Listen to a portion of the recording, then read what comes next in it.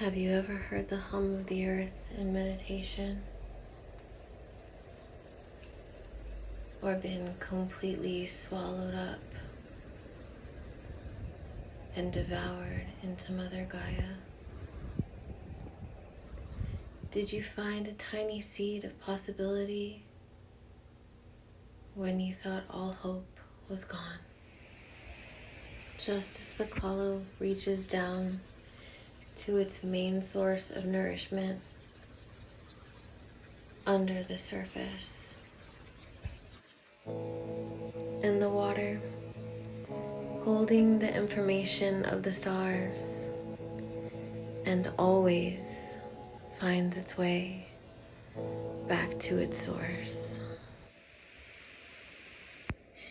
Yeah, like I said, what I miss the most. Possibilities. It was here in the womb of Mother Gaia where my true healing journey was made manifest.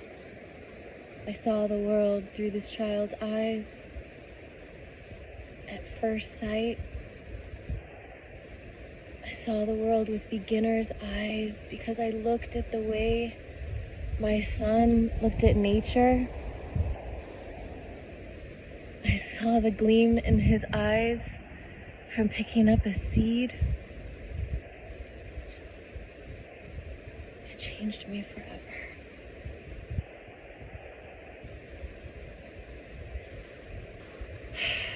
You know, the gift of desperation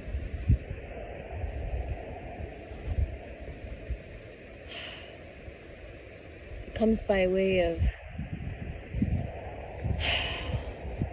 agony. Those old ideas, that programming. I so wanted to stop. I wanted to stop so bad for so long. But I didn't know that that was my problem. I looked at the circumstances, and if things were different, I wouldn't be so miserable. Sure, yeah, the partying was fun. Making memories with my friends, you know. But I didn't realize how much actually the substance was what made me open up to those memories and those experiences and those friendships. I thought it was just what we did socially. Nah, man. No.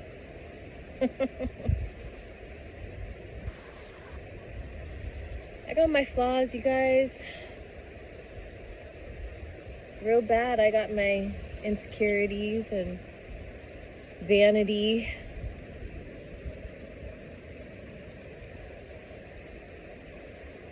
But here I was with everything. And as I began to awaken to what I was at the effect of,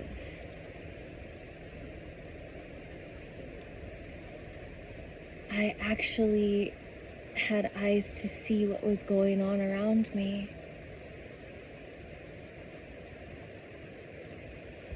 You see, upon first getting sober, there was a lot of uneasiness, discomfort.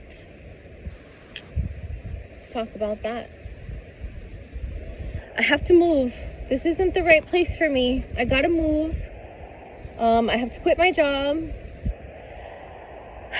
I gotta get up out of this place and you know, change everything. I have to change everything. But you know what my understanding and trustworthy friend told me?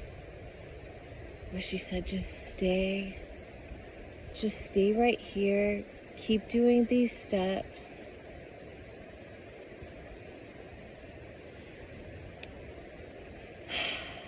stay in this, and one day when you look out your window, you're gonna see an entirely different world. I didn't believe her. I didn't feel that. But like I said, I was willing to just entertain the possibility that maybe she was right. Maybe one day that could be right. And it began to happen. Not only did I start sleeping better, but as I began to listen to other addicts and other alcoholics talk about their brain, what it's like to live in their body. And in the interim, I was just raising my son, you know, putting on that brave face for him. I couldn't really feel like genuine joy. It was more like I wanted to, so I, you know, how they say smile. If you just smile and then you feel better, don't smile after you feel better. Make yourself feel better by smiling. And so that's what I did, is I went inside. For the first time in my life, I went inside.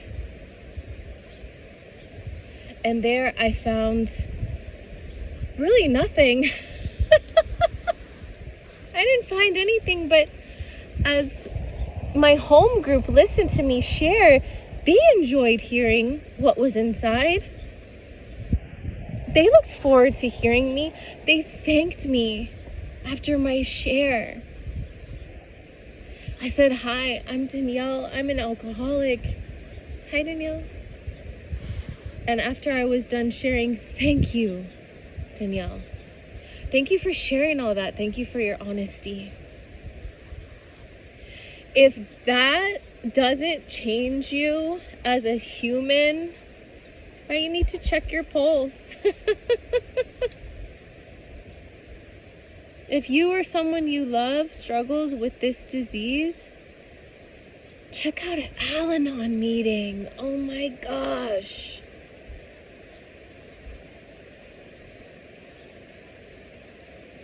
I went to an Al-Anon meeting a couple weeks ago at Mickey Paw.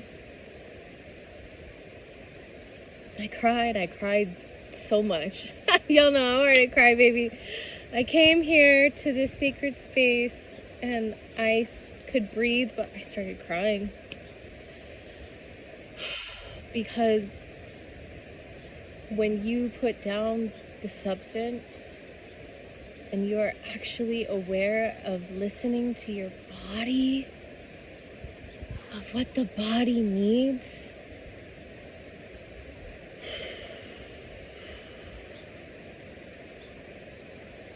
my body needed to just sit, put my bare feet in the earth, listen to that river, watch the trees blow in the wind, and it just massages my brain.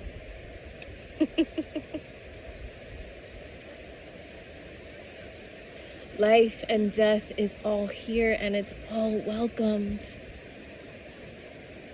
I died the day I started doing the steps willingly. Yes, yes. And everyone rejoices. All power, all being rejoices. Death. Death of the old ideas, death of the programming, being unplugged from the matrix, being able to look the world in the eye, getting rid of everything, or at least being in the possibility that maybe this could work. Like maybe I don't feel it. Let's use working out, going to the gym. Man, I hadn't stepped in a gym in 10 years. And I used to go and I would sit in my car in the parking lot and not be able to go in. Because when I went in, I saw all these fit young women. And I didn't look anything like them. But after one day of working out, going home and being like, where's my muscle? How come my fat's still here? What I get is a daily reprieve. Just a daily reprieve contingent upon the maintenance and the growth of my spiritual life. So yeah, I saw eventually, it was like a year, 2 years. I couldn't work a regular job. I started doing DoorDash on the weekends when the kid's father took them. And that started bringing me out. I started getting back to myself with things put aside. Even children, put people, places, and things aside and just be. With a group of drunks. Mother Gaia!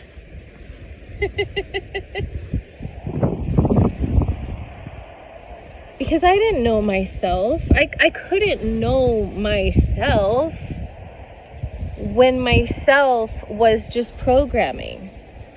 Just deeply ingrained brain patterns that I went to unconsciously. It was all unconscious. I started entertaining some new brain patterns.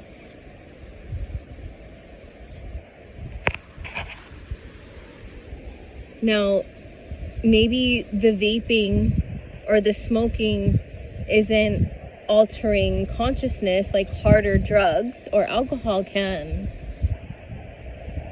But what we know around here, and taking that inventory and looking and seeing what I got.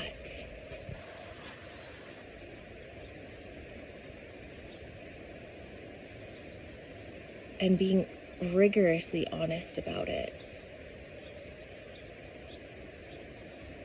But letting other people love me anyways. That inventory that I took revealed a lot. Fear I'm unworthy. Fear I'm unlovable. Fear everybody leaves me. I had all the cases built up. I had all the evidence to keep this pattern in my brain going, to keep playing out the same story.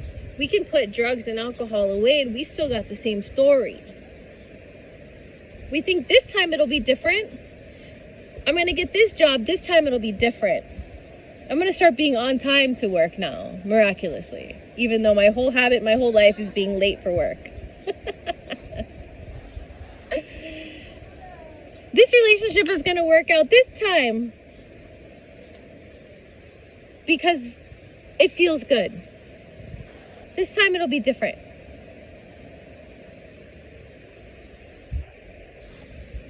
Cunning, baffling, powerful is the brain, is the lies, is the delusion. And then what do I do when those things don't work out? Where do you think I'm gonna go? What do you think I'm gonna turn to? The only thing I've known for most of my life. And I knew it. My soul knew it. And I knew how uncomfortable it was, My Kundalini Awakening was not comfortable.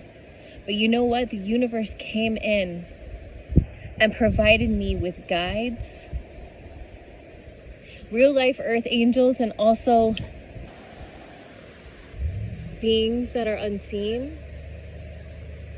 That might sound crazy, but I really don't care. Sober and crazy. Heart to heart, I share with you because I love you. Because I don't want anybody to die and overdose from this disease. But I also don't want your soul and your spirit to die. The world needs what you create. The world needs what you bring. Your light, your love. I needed what my son brought. I needed to see life the way he saw it, without any of the programming, without any of the conditions, just brand new, fresh. The scales came off my eyes and I began to realize that everything was a projection. Now I got it when she said, everything is all you. It all comes from you. Am I jealous of that girl at the gym? I'm projecting. Because I really don't like the way I look. I couldn't recognize myself after having a kid and being in a stressful situation. And I wanted to actually be there for myself, like show up for myself.